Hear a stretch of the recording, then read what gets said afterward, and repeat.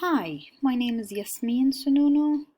In this presentation, I will discuss the advantages and challenges of backyard research on disability in Palestine. First, I'll talk briefly about why I chose a qualitative mode, critical ethnography in particular. Second, I will lay out the ethics and standards of qualitative research, positionality in a backyard research. Third, I will elaborate on the pros and challenges of both being an insider and outsider simultaneously. In this research, I examined the experiences, the perceptions of faculty members and administrators who work with students with disabilities in Palestine. So, in order for me to have a deep understanding of such perceptions, and experiences of people with disabilities in higher education in Palestine, I chose a qualitative mode, a critical ethnography, looking at the implications of macro and micro factors such as the Israeli occupation and the Palestinian culture in relation to disability. The other reason I also chose a qualitative mode is the lack of qualitative studies in general, but compared to the quantitative studies, but also in Palestine, the very few qualitative studies on disability in higher education required more attention to this mode of research on disability. Of course, discourse and language were also critical components of perceptions on realities of disabled Palestinians in higher education. The reason why I also used critical discourse analysis, some aspects of critical discourse analysis were an integral part of my methodology. Now, of course, conducting a backyard research is a challenge itself. One may ask, why should I believe this? Why should I believe the findings, the data, everything in this research? And usually challenges of validity and credibility are important to be addressed. I addressed them using depth in description. I also addressed them through getting an IRB approval, internal review board approval, and of course providing my participants with a consent form that all of them signed and agreed to voluntarily participate in this study. The third aspect is positionality and the reflection, the self-reflection I went through and I did, being both an outsider and an insider at the same time. I'm a Palestinian conducting disability research in Palestine. That makes me an insider because I share the same identity with my participants. But I'm also an outsider in the sense that I spent more than 7 years in the US and Canada and developed or embraced new forms of different aspects in different cultures. So let's go now talk about the advantages of and the challenges of being an insider. It was easy for me to establish Robert with my participants. It was easy for me to have participants access to have an easy access to participants, and my participants were flexible to accommodate meetings and interviews with them. The challenges on the other side of being an insider is that the way my participants were coding my questions, and that is because of the shared identity that led to assumptions made by my participants. Addressing these challenges, in fact, I had to ask more follow-up questions, and because of that assumption, or assumed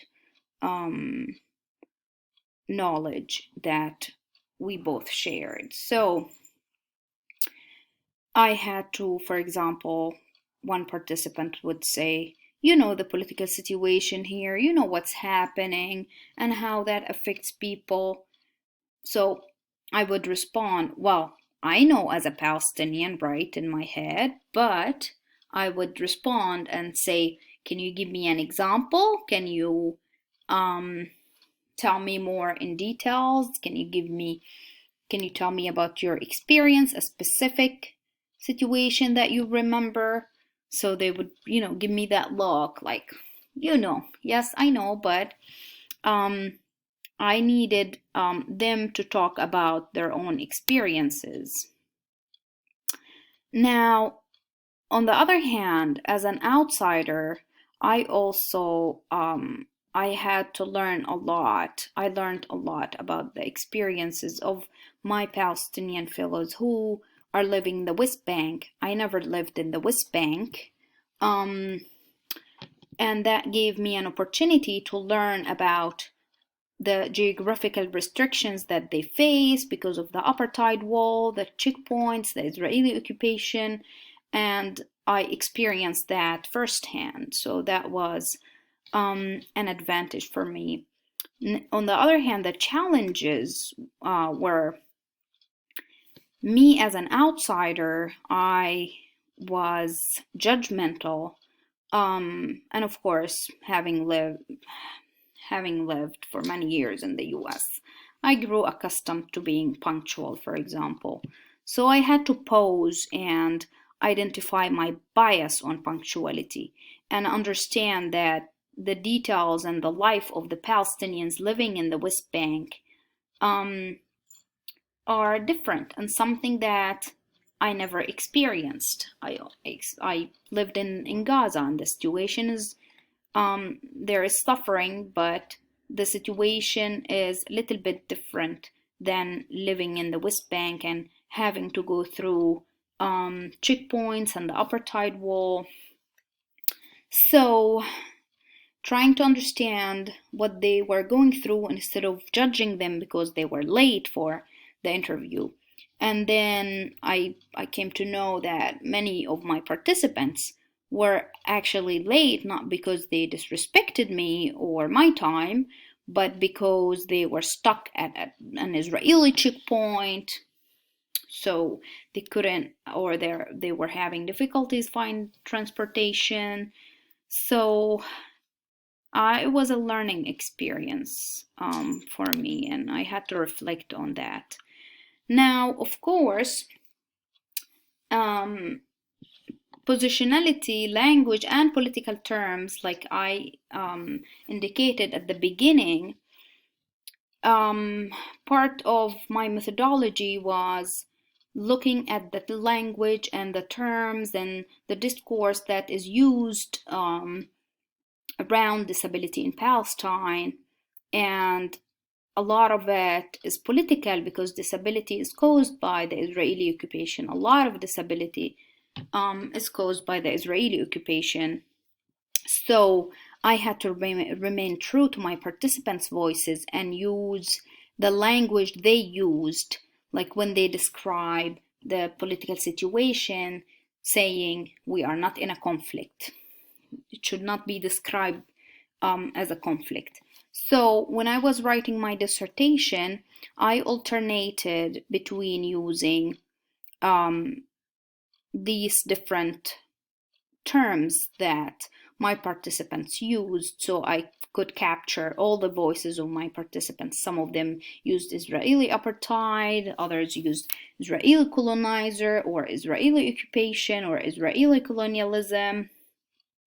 And that is something not far from the literature out there, and other scholars, other big scholars who used terms similar to that, like Ilan Pappé. In the case of Ilan Pappé, who is an Israeli scholar, used colonization, settler colonial paradigm, Zionist project. Similarly, this also applied to the terms on disability. So I also alternated between using the two terms, the person first and the identity first terms, disabled or persons with disabilities. I alternated between using those two. Part of it is that to correspond to the new movement that many disabled individuals prefer that you use the term disabled because it shows pride in their identity. They show pride in their identity. Others, they prefer, the term of person with disability because it's more respectful for them. So, conducting a backyard research, it grants a researcher some privileges, but it also involves challenges. One needs to embrace advantages such as, having easy access with participants and building rapport. But an important component of the credibility and validity of a backyard research is also learning how to address the challenges, especially when you are both an outsider and an insider, like in my case.